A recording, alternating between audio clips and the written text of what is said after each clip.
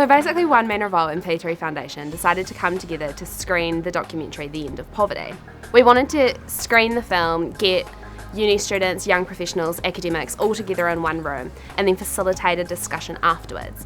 And the discussion was going to be action-based. We wanted to focus on what poverty is and how we as a group of individuals can go together to do something about it.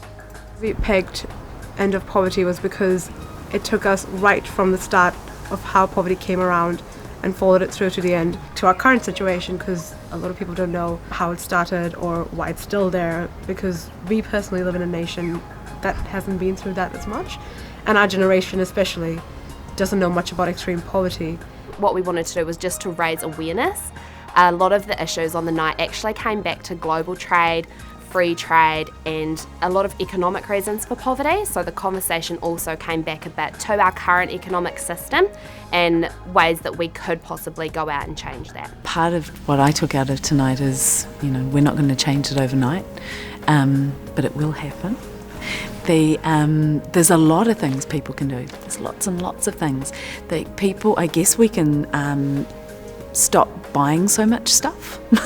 Particularly with New Zealanders, that our rates of consumption and the lifestyle that we lead, you'd need probably about 2.5 to 5 of our planets to sustain that lifestyle across the global population. If that's the case, then all of a sudden it's no longer about just bringing people who are living below the line up, but it's actually about a Western society, I guess, actually being prepared to step and take that line down a bit as well. So that challenge becomes far more than just money. That's lifestyle, that's people, that's love, that's unity. That's a really exciting challenge to face, I think.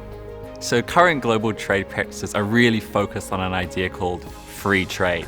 And free trade is all about creating a level playing field with equal rules and regulations for all players involved.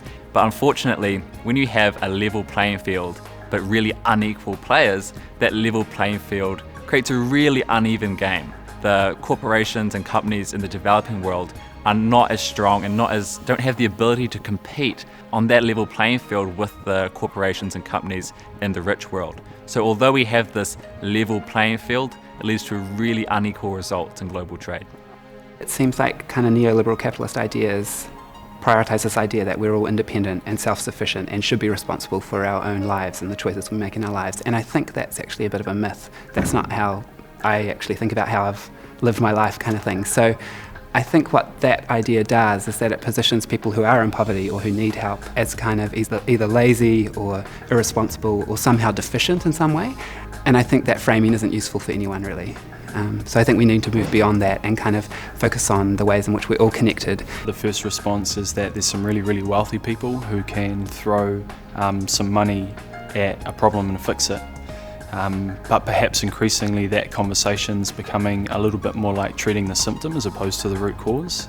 And at this point in time in history, the opportunity when we're looking to eradicate extreme poverty is far greater than just feeding hungry bellies around the world. It's about an opportunity for a global community to truly come together, to truly understand what it takes to be a global citizen, to be part of a globally connected community, and understand what's fair and show love to your fellow neighbour, whether they live in the house across from you or whether they live in a country on the other side of the world. And when we consider that poverty is so much more than money, it means our solutions must be so much more than money.